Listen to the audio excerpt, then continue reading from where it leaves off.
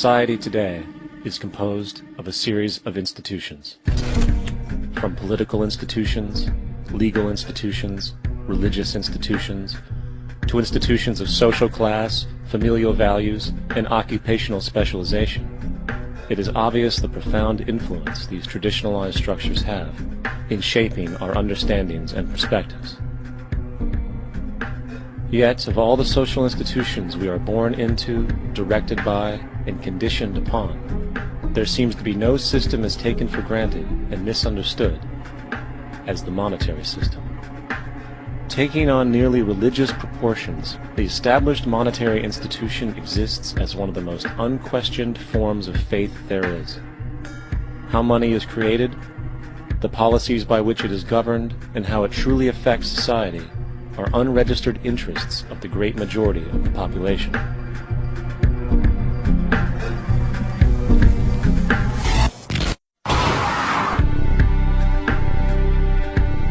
In a world where 1% of the population owns 40% of the planet's wealth, in a world where 34,000 children die every single day from poverty and preventable diseases, and where 50% of the world's population lives on less than $2 a day, one thing is clear: something is very wrong. And whether we are aware of it or not, the lifeblood of all of our established institutions, and thus society itself, is money. Therefore, understanding this institution of monetary policy is critical to understanding why our lives are the way they are.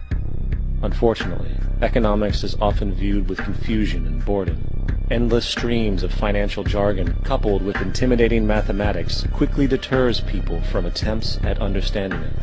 However, the fact is, the complexity associated with the financial system is a mere mask, designed to conceal one of the most socially paralyzing structures humanity has ever endured.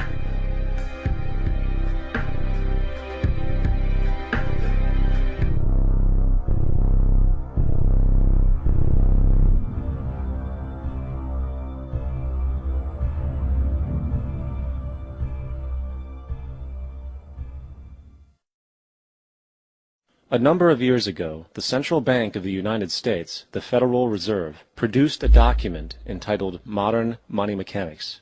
This publication detailed the institutionalized practice of money creation as utilized by the Federal Reserve and the web of global commercial banks it supports. On the opening page, the document states its objective. The purpose of this booklet is to describe the basic process of money creation in a fractional reserve banking system. It then proceeds to describe this fractional reserve process through various banking terminology, a translation of which goes something like this. The United States government decides it needs some money, so it calls up the Federal Reserve and requests, say, $10 billion. The Fed replies, saying, sure, we'll buy $10 billion in government bonds from you. So the government takes some pieces of paper, paints some official-looking designs on them, and calls them treasury bonds.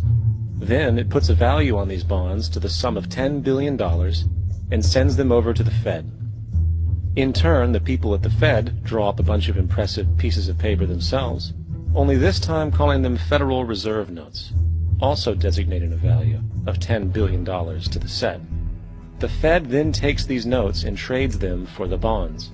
Once this exchange is complete, the government then takes the $10 billion in Federal Reserve notes and deposits it into a bank account. And upon this deposit, the paper notes officially become legal tender money, adding $10 billion to the U.S. money supply. And there it is. $10 billion in new money has been created. Of course, this example is a generalization, for, in reality, this transaction would occur electronically, with no paper used at all. In fact, only 3% of the U.S. money supply exists in physical currency. The other 97% essentially exists in computers alone. Now, government bonds are, by design, instruments of debt, and when the Fed purchases these bonds, with money it essentially created out of thin air, the government is actually promising to pay back that money to the Fed. In other words, the money was created out of debt. This mind-numbing paradox of how money or value can be created out of debt or a liability will become more clear as we further this exercise. So, the exchange has been made and now $10 billion sits in a commercial bank account. Here's where it gets really interesting. For as based on the fractional reserve practice, that $10 billion deposit instantly becomes part of the bank's reserves, just as all deposits do. And regarding reserve requirements, as stated in modern money mechanics, a bank must maintain legally required reserves equal to a prescribed percentage of its deposits. It then quantifies this by stating, under current regulations, the reserve requirement against most transaction accounts is 10%. This means that with a $10 billion deposit, 10% or $1 billion is held as the required reserve, while the other $9 billion is considered an excessive reserve and can be used as the basis for new loans. Now, it is logical to assume that this $9 billion is literally coming out of the existing $10 billion deposit. However, this is actually not the case. What really happens is that the $9 billion is simply created out of thin air on top of the existing $10 billion deposit. This is how the money supply is expanded. As stated in modern money mechanics, of course they, the banks, do not really pay out loans from the money they receive as deposits. If they did this, no additional money would be created. What they do when they make loans is to accept promissory notes, loan contracts, in exchange for credits, money, to the borrower's transaction accounts.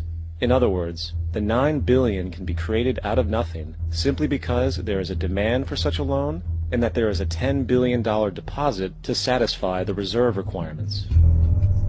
Now, let's assume that somebody walks into this bank and borrows the newly available $9 billion. They will then most likely take that money and deposit it into their own bank account. The process then repeats, for that deposit becomes part of the bank's reserves. 10% is isolated, and in turn 90% of the $9 billion, or $8.1 billion, is now available as newly created money for more loans. And, of course, that 8.1 can be loaned out and redeposited, creating an additional 7.2 billion, to 6.5 billion, to 5.9 billion, etc. This deposit money creation loan cycle can technically go on to infinity. The average mathematical result is that about $90 billion can be created on top of the original 10 billion. In other words, for every deposit that ever occurs in the banking system, about 9 times that amount can be created out of thin air. Money jitters.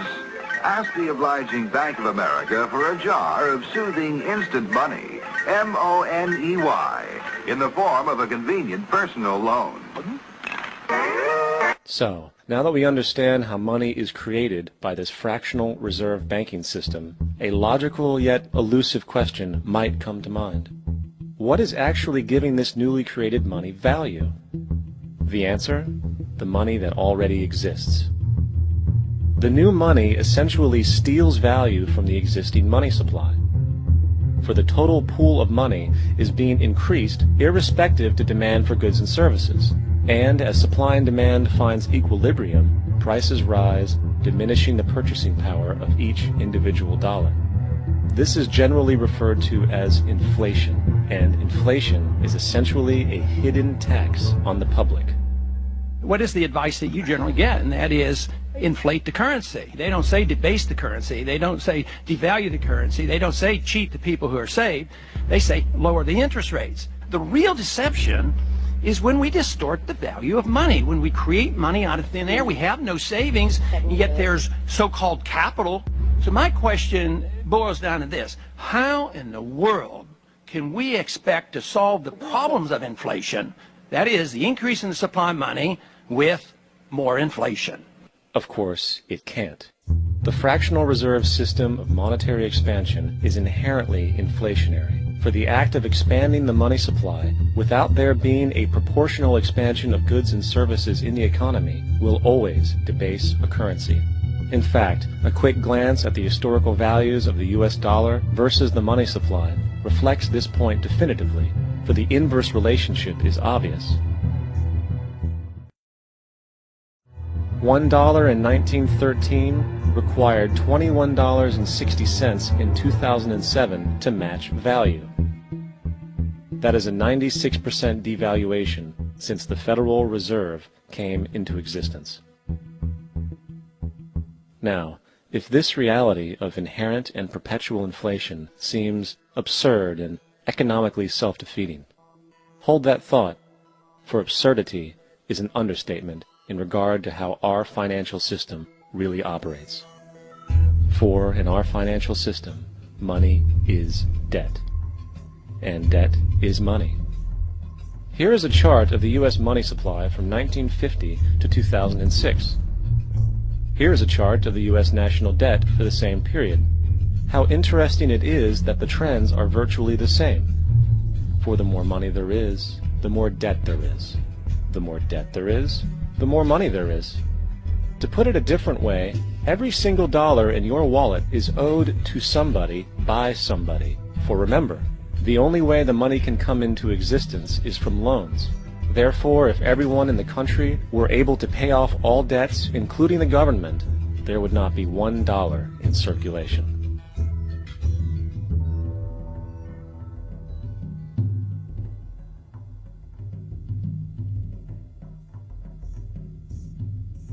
In fact, the last time in American history the national debt was completely paid off was in 1835 after President Andrew Jackson shut down the central bank that preceded the Federal Reserve. In fact, Jackson's entire political platform essentially revolved around his commitment to shut down the central bank, stating at one point, "The bold efforts the present bank has made to control the government are but premonitions of the fate that awaits the American people should they be deluded into a perpetuation of this institution or the establishment of another like it." Unfortunately, his message was short-lived, and the international bankers succeeded to install another central bank in 1913, the Federal Reserve. And as long as this institution exists, perpetual debt is guaranteed. Now, so far we have discussed the reality that money is created out of debt, through loans. These loans are based on a bank's reserves, and reserves are derived from deposits. And through this fractional reserve system, any one deposit can create 9 times its original value, in turn debasing the existing money supply, raising prices in society. And since all this money is created out of debt and circulated randomly through commerce, people become detached from their original debt, and a disequilibrium exists, where people are forced to compete for labor in order to pull enough money out of the money supply to cover their costs of living. As dysfunctional and backwards as all of this might seem, there is still one thing we have omitted from this equation. And it is this element of the structure which reveals the truly fraudulent nature of the system itself: the application of interest. When the government borrows money from the Fed, or when a person borrows money from a bank, it almost always has to be paid back with accrued interest. In other words, almost every single dollar that exists must be eventually returned to a bank with interest paid as well. But if all money is borrowed from the central bank and is expanded by commercial banks through loans, only what would be referred to as the principal is being created in the money supply. So then, where is the money to cover all of the interest that is charged? Nowhere. It doesn't exist. The ramifications of this are staggering, for the amount of money owed back to the banks will always exceed the amount of money that is available in circulation. This is why inflation is a constant in the economy, for new money is always needed to help cover the perpetual deficit built into the system, caused by the need to pay the interest. What this also means is that mathematically, defaults and bankruptcy are literally built into the system, and there will always be poor pockets of society that get the short end of the stick. An analogy would be a game of musical chairs, for once the music stops, somebody is left out to dry. And that's the point. It invariably transfers true wealth from the individual to the banks. For if you are unable to pay for your mortgage, they will take your property. This is particularly enraging when you realize that not only is such a default inevitable due to the fractional reserve practice, but also because of the fact that the money that the bank loaned to you didn't even legally exist in the first place. In 1969, there was a Minnesota court case involving a man named Jerome Daly, who was challenging the foreclosure of his home by the bank which provided the loan to purchase it. His argument was that the mortgage contract required both parties, being he and the bank, each put up a legitimate form of property for the exchange. In legal language, this is called consideration. Mr. Daly explained that the money was, in fact, not the property of the bank, for it was created out of nothing as soon as the loan agreement was signed. Remember what modern money mechanics stated about loans? What they do when they make loans is to accept promissory notes in exchange for credits. Reserves are unchanged by the loan transactions, but deposit credits constitute new additions to the total deposits of the banking system. In other words, the money doesn't come out of their existing assets. The bank is simply inventing it, putting up nothing of its own, except for a theoretical liability on paper. As the court case progressed, the bank's president, Mr. Morgan, took the stand, and in the judge's personal memorandum, he recalled that the plaintiff, bank's president, admitted that, in combination with the Federal Reserve Bank, did create the money and credit upon its books by bookkeeping entry. The money and credit first came into existence when they created it. Mr. Morgan admitted that no United States law or statute existed which gave him the right to do this. A lawful consideration must exist and be tendered to support the note. The jury found that there was no lawful consideration, and I agree. He also poetically added, "Only God can create something of value out of nothing." And upon this revelation, the court rejected the bank's claim for foreclosure, and Daly kept his home. The implications of this court decision are immense. For every time you borrow money from a bank, whether it is a mortgage loan or a credit card charge, the money given to you is not only counterfeit, it is an illegitimate form of consideration, and hence voids the contract to repay, for the bank never had the money as property to begin with. Unfortunately, such legal realizations are suppressed and ignored, and the game of perpetual wealth transfer and perpetual debt continues. And this brings us to the ultimate question: why? During the American Civil War, President Lincoln bypassed the high-interest loans offered by the European banks and decided to do what the Founding Fathers advocated, which was to create an independent and inherently debt-free currency. It was called the greenback. Shortly after this measure was taken, an internal document circulated between private British and American banking interests stated, "Slavery is but the owning of labor, and carries with it the care of laborers, while the European plan is that capital shall control labor by controlling wages. This can be done by controlling the money. It will not do to allow the greenback, as we cannot control that." The fractional reserve policy perpetrated by the Federal Reserve, which has spread in practice to the great majority of banks in the world, is, in fact, a system of modern slavery. Think about it. Money is created out of debt. And what do people do when they are in debt? They submit to employment to pay it off. But if money can only be created out of loans, how can society ever be debt-free? It can't. And that's the point. And it is the fear of losing assets coupled with the struggle to keep up with the perpetual debt and inflation inherent in the system, compounded by the inescapable scarcity within the money supply itself, created by the interest that can never be repaid, that keeps the wage slave in line, running on the hamster wheel with millions of others, in effect powering an empire that truly benefits only the elite at the top of the pyramid. For, at the end of the day, who are you really working for? The banks.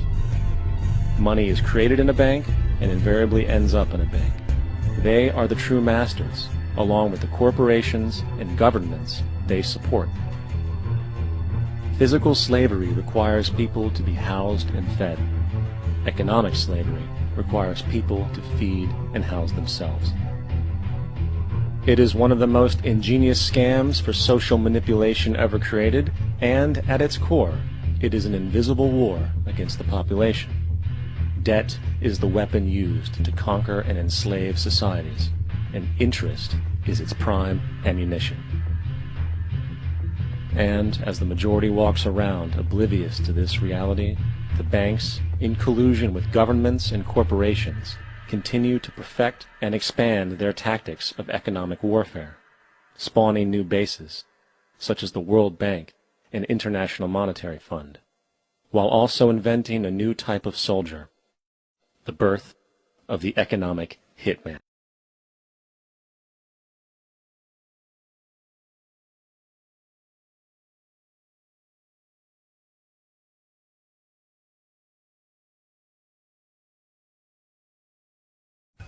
One day, Europe was attacked from inside, and a Europe which had become Christian suddenly lost its Christianity. While Europe was Christian for those centuries, Christian Europe fought a ferocious battle against riba. Yeah, Christian Europe against riba. In fact, one of the best books on riba ever written was written by a British sheikh. What was his name? Shakespeare, correct. William Shakespeare. Which book? Which book? Merchant of Venice. Merchant of Venice. I will not have the time in this lecture, otherwise you have to give me 3 hours, to explain to you the brilliance of William Shakespeare in Merchant of Venice. But you'll get it, that analysis is there in my big book on riba. In Merchant of Venice, you see Christian Europe in its attempt to ensure the prohibition of riba. There is another book, not as famous as William Shakespeare's, but this one is also a classic. Take a note of it. You might want to search for it in the library. The name of the book is Religion and the Rise of Capitalism. I would make this compulsory reading in Darul Uloom. Oh yes. Religion and the Rise of Capitalism by an author whose name is R.W. Tawney, T-A-W-N-E-Y. And in this book, Tawney records the Christian struggle against riba in Europe. But when the French Revolution occurred, the back of the Christian church was broken in Western Europe. And when was it broken in Eastern Europe? Which revolution? Bolshevik Revolution. How come we're only getting the answers from this corner? The Bolshevik Revolution broke the back of the Christian church in Eastern Europe, in Russia. When once the back of the Christian church was broken in Europe, the Jews were delighted. The Jews were delighted. Because the Christians had been waging a terrific war against the Jews for centuries in Europe. We will not allow you to lend money on interest. And the Jews always wanted to lend money on interest. Why? Because they had changed the Torah. I think I explained this to you. They rewrote the Torah. The Torah that had come down from Allah had prohibited riba. But they changed it, and the Torah now says, in as many words, that it is haram for a Jew to lend money on interest to another Jew.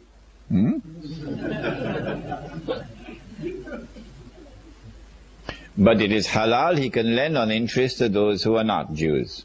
Go and check it out. Go and check it out in Deuteronomy, in Leviticus. Go and check it out.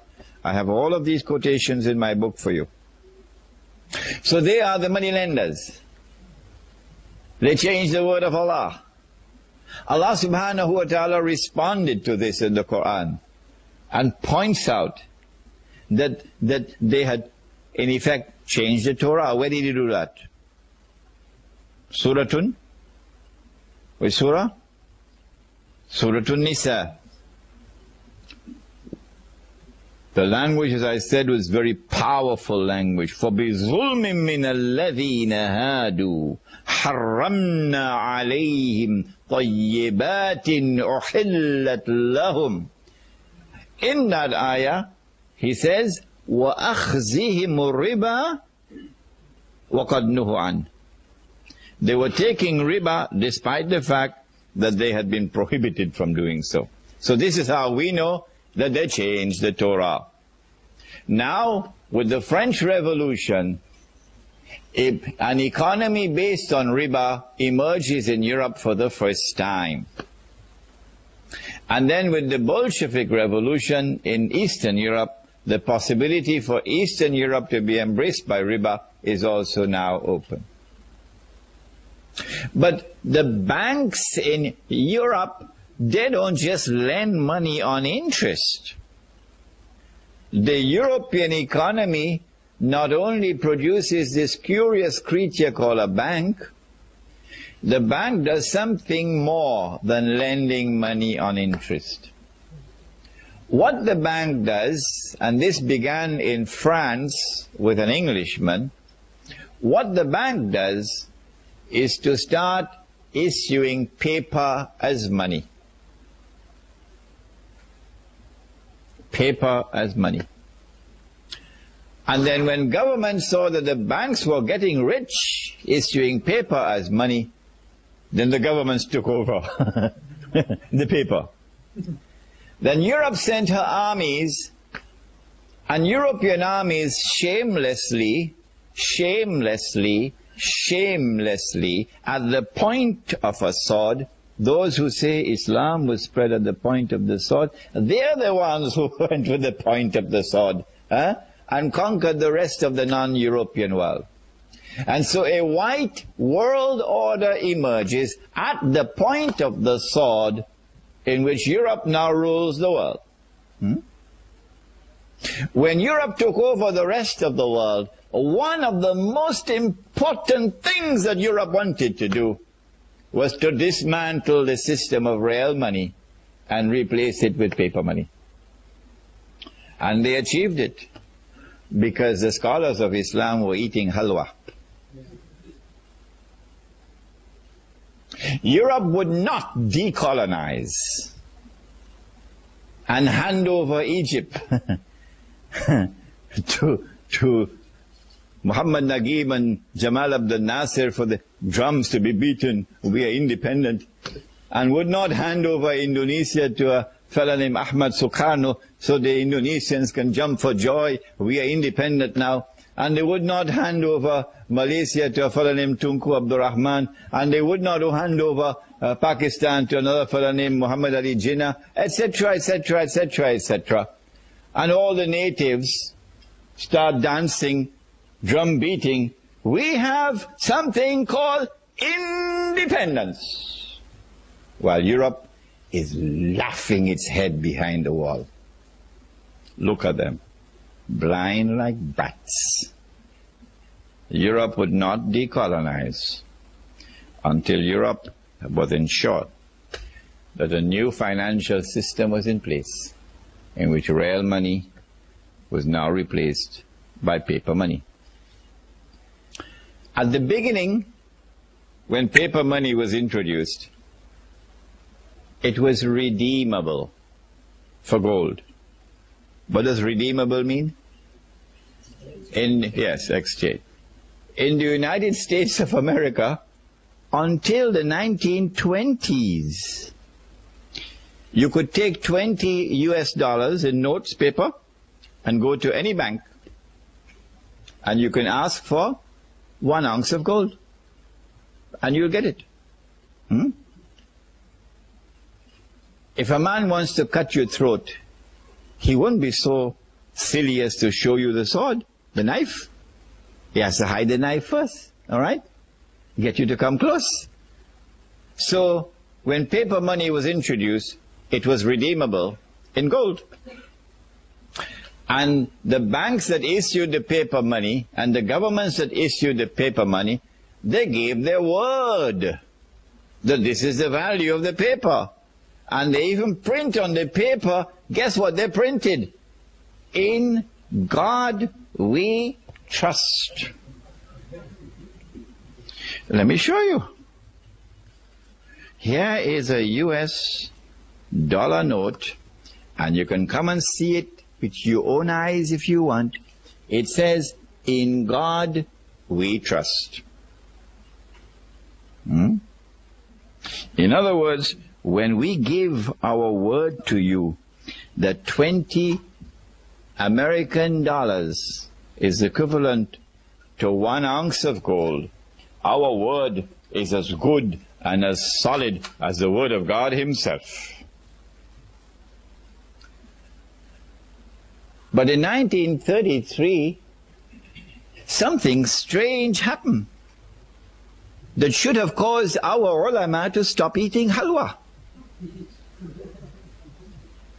Uncle Sam was broke. So guess what Uncle Sam did?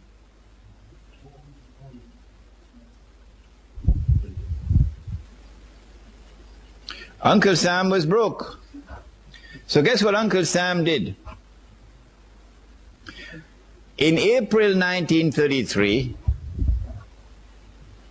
Uncle Sam enacted legislation prohibiting all Americans from keeping gold.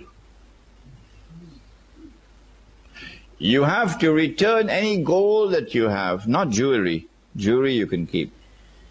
Any gold that you have as coins or as bullion to Uncle Sam, and he will give you paper. And you have to trust in God that Uncle Sam's word is as good as the word of God.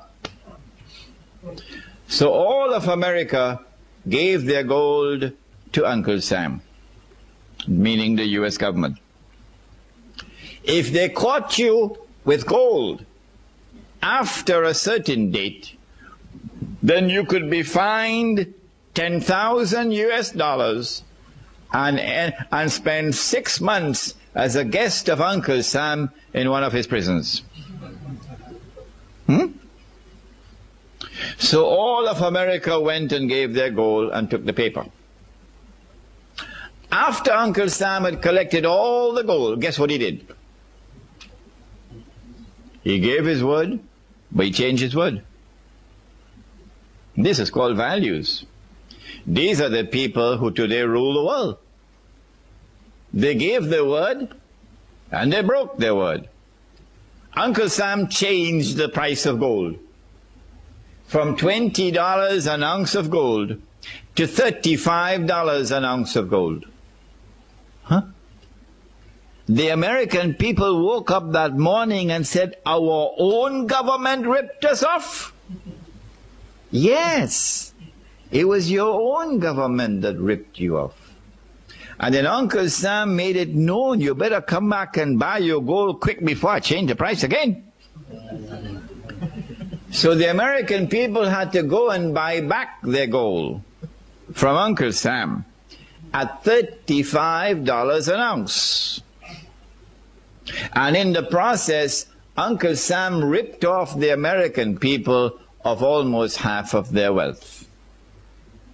The Prophet said, sallallahu ta'ala alayhi wasallam, this transaction is one based on deception, through which you get a profit to which you are not entitled. The Prophet alayhi salatu wasalam described this as riba.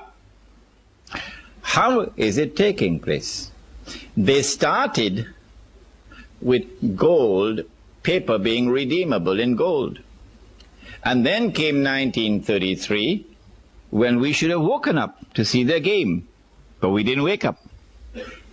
So in 1944, at the end of the Second World War, they now consolidated the system in the creation of an international monetary system now. Consolidated. The new international monetary system emerges out of the Bretton Woods Agreement in upstate New York. Is it taught in the Darul Room? No, it's not. At Bretton Woods, what did they do? They said, no longer will paper be redeemable in gold. Only one paper will be chosen to be redeemable in gold. All the rest will not. The one paper which was chosen was the US dollar. So the US dollar will be redeemable in gold, but not sterling pound, and not Pakistani rupee, and not Indonesian rupiah, not Australian dollar. No, only one. So this is a major blow to the integrity of money. The second thing that they did was to declare that the only people who could come to Uncle Sam to redeem their paper for gold are governments. You and I can't do it. Only governments, only central banks. So now the entire system has lost 99% of its integrity. It has only 1% left of integrity, but those fellows are still eating halwa. 1% integrity left. That governments, central banks can go to Uncle Sam with their US dollars and demand the gold. Nobody did. From 1944 to 1971, nobody did. The Vietnam War took place in the late 60s, and Uncle Sam printed a lot of paper to finance the war. And Uncle Sam didn't have the gold to back that paper. At Bretton Woods, they had fixed the price of gold at $35 an ounce. Fixed. It is there in the Bretton Woods Accord. Uncle Sam didn't have the gold to back all that paper. So in September 1971, the British government came in one Friday evening, perhaps, with $3 billion and said, Uncle Sam, we want the gold. Uncle Sam knew that the game was up. The game was up. Because come Monday morning, guess who is going to be at the front of the line? Saudi Arabia. Or who behind Saudi Arabia? Kuwait. Huh? And a whole long line of people, of governments, central banks, we want the gold. So Richard Nixon retired to Camp David, and then on Sunday he had addressed the American people, and he said, we gave our word, but we don't have to keep our word. We gave our word, but we don't have to keep our word. We will no longer honor our obligation under Bretton Woods to redeem paper for gold from central banks. And so since September 1971, this may be news for some of you who've been eating halwa. Since September 1971, there is no legal link between paper and gold. It's gone. So to argue that we can continue to do this, continue to debase the currency, which is really the policy that we're following, is purposely debasing, devaluing a currency, which to me seems so destructive. It destroys the incentives to save. It destroys, and if you don't save, you don't have capital. Then it just puts more pressure on the Federal Reserve to create capital out of thin air in order to stimulate the economy. And usually that just goes into malinvestment, misdirected investment into the housing bubbles or the NASDAQ bubble. And then the effort is, once the market demands the correction, what tool do you have left? Let's keep pumping, pump, pump, pump. And it just is an endless task. And history is against you. I mean, history is on the side of hard money. If you look at stable prices, you have to look to the only historic sound money that's lasted more than a few years. Fiat money always in. Gold is the only thing where you can get stable prices.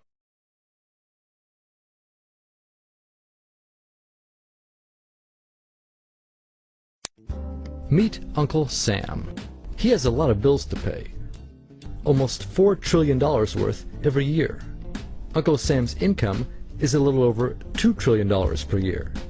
To make up the difference, the deficit, he does what most Americans do. He borrows money. When Uncle Sam takes out a loan, he calls it a bond. Bonds can be held by banks, investors, or even foreign governments. Uncle Sam has to promise to pay interest on these bonds, just as you do on any loan you take out. Ever think about paying your mortgage with your credit card? That's exactly what Uncle Sam does. He takes out new loans, new bonds, so that he can make payments on the old ones. All those loans, and especially all that interest, adds up. Right now, Uncle Sam owes about $14 trillion. To put that in perspective, 14 trillion is about the same as the national GDP, the total value of all the goods and services produced by the American economy in an entire year. It's such a huge amount of money that Uncle Sam is starting to run out of people to borrow from, and he's having trouble just paying the interest on his loans. The obvious solution would be to either cut spending or increase taxes. But if he cuts spending, the people that he's spending money on would complain that they don't have money to spend, and that he was hurting the economy.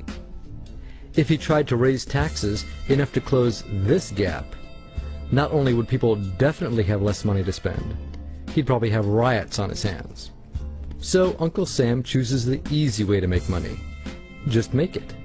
He calls up the Federal Reserve, which is our central bank, and, like magic, dollars are created and deposited in banks all around America. The problem is that the more of something there is, the less it's worth. Same goes for the US dollar. The more dollars there are, the less each one will buy. That's why commodities like gasoline, food, and gold become more expensive when Uncle Sam does his money-making magic. The commodities aren't really worth more.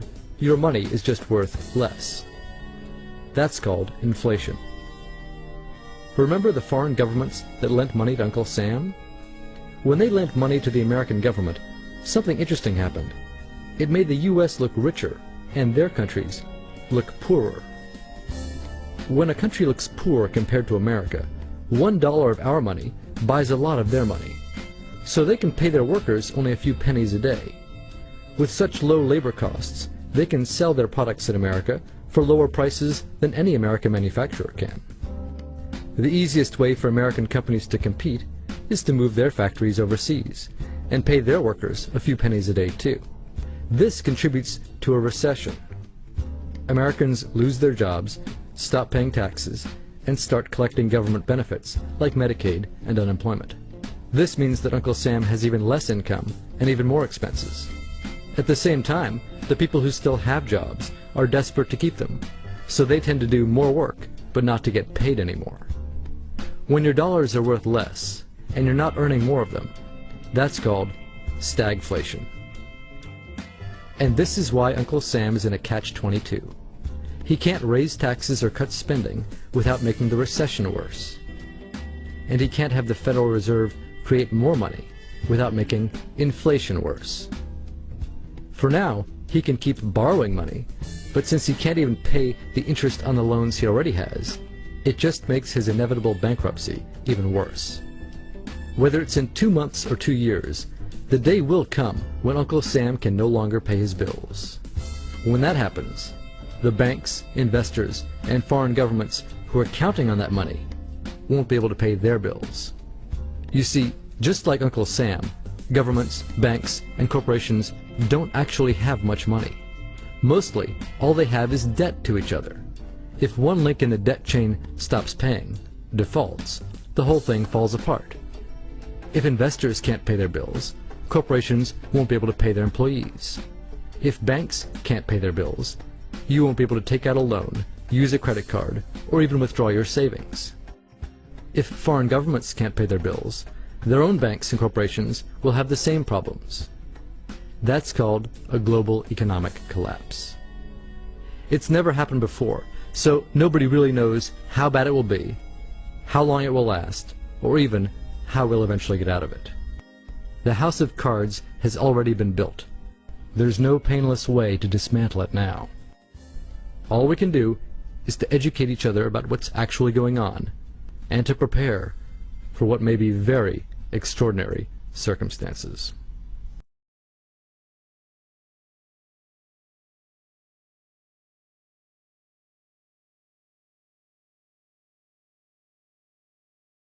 Stephen, I would like you to, if you can, explain this pie chart to America on our spending here, our money problems. Can you explain this? Well, we have multiple national debts, Glenn. We don't just have one national debt. Everyone knows that we owe $8 to $10 trillion in the accumulated budget deficits that we owe, but then we also owe somewhere in the neighborhood of $50 to $55 trillion, and that's trillion with a T, in money that we owe in Social Security and Medicare and Medicaid, money that we don't have coming into the system. That is promises we've made over what we're going to collect into the system. And then on top of that, Glenn, there's $16 billion that we've calculated. Trillion. Did I say You said billion. I mean, what are you? Even I'm guilty. Hello. Billion's a made-up word. Let's use real numbers like trillion. 16 trillion, and those are guarantees that we've made on everything from student loans to pensions to virtually every mortgage in America today is guaranteed payment by the federal government. All right, now let me show you the total of what these things cost. The total is $78.8 trillion. Right. The reason why this pie chart has been made into a globe for you is to have you really understand this next number. Here it is. The world GDP is $78.4 trillion. It takes the entire world a year to pay off our debt. That's staggering.